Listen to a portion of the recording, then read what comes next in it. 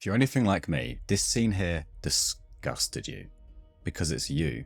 The score is 4-4, its next goal wins, and Nagi successfully intercepts Ryo's pass, causing the ball to cruelly fall to Barou, who's in the middle of an internal crisis. For the first time since he scored a ridiculous 10 goals in the first selection, Barou feels powerless. He's being truly tested on his character. And I want you to notice how, despite that self-image he had of himself as a king completely crumbling, his confidence vanishing as he sees Nagi and Isagi completely overtake him, he's perfectly fine with it.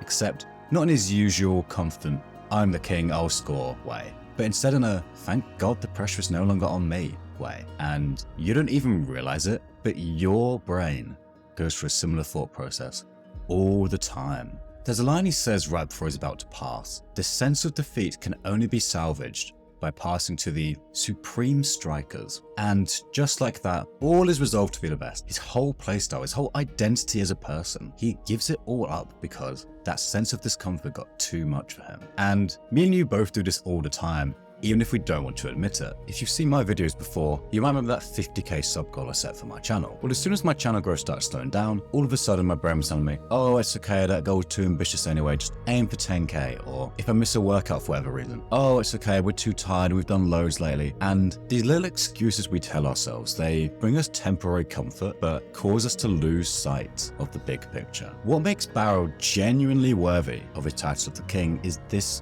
moment here. That hideous, grotesque thought none of us want to even enter our brains is what's beyond that sense of relief we feel in that moment. Instead of pushing it aside like most of us do, Barou has the strength to really consider it. And I think for our own sakes, we need to do the same, because sure, me giving into my excuses and dropping my sub goal to 10k or missing that workout might make me feel relief in that moment, but what lies beyond that? I had that goal because it pushed me. Regardless of whether I hit 50k or not, aiming for that higher goal will make me upload more. It will make me work harder and hence grow the channel faster. And so beyond that excuse of, oh, it's not logical, that was too high, beyond that momentary relief, beyond that short moment where I take all the pressure off myself, beyond that is mediocre channel growth that won't make me proud. Beyond skipping that workout is a body I'm not happy with. And for Barou, it was a life of watching Isagi live the way he wanted to. Now, him and Nagi were clear on goal. Barou could have given in to that pull of the temporary comfort and just passed the ball. We see him coming up with all kinds of justification to do so, and realistically, he had every logical reason to do so, but he had the mental strength to consider just how scary the path that would have led him down would be. He took that moment to consider, do I care more about this temporary comfort than my long-term goal? And this links quite nicely to what Ego said at the end of the episode. Most people don't carve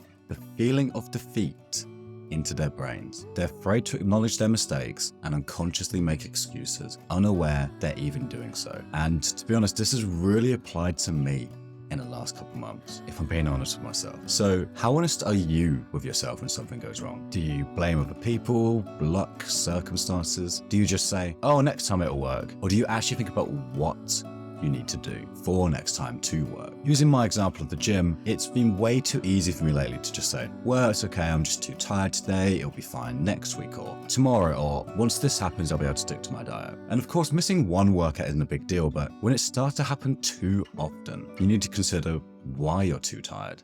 Did you stay up too late when you didn't need to? Was there a better time you could have gone, maybe earlier in the day? Or are you actually too tired, or are you just being a bit lazy? Now, thoughts like this are uncomfortable because you have to accept that maybe you're doing something wrong. But going back to Barou, that's going to benefit you so much more compared to living in this fantasy world where you're already perfect and anything that doesn't go your way is entirely out of your control. Now, I know this video isn't going to leave you with that nice feel-good feeling a lot of my other videos do, but that's kind of the point. If you keep chasing these temporary comforts, if you keep trying to keep yourself constantly happy, you'll actually end up very dissatisfied. And I've really seen this happening to myself lately, which is why I made this video, because I'm so glad this scene snapped me out of it. And hopefully this video has done the same for some of you guys. So be sure to watch my other Blue Lock videos because they all link in with each other. Other than that, come join us on Discord and I'll see you next week.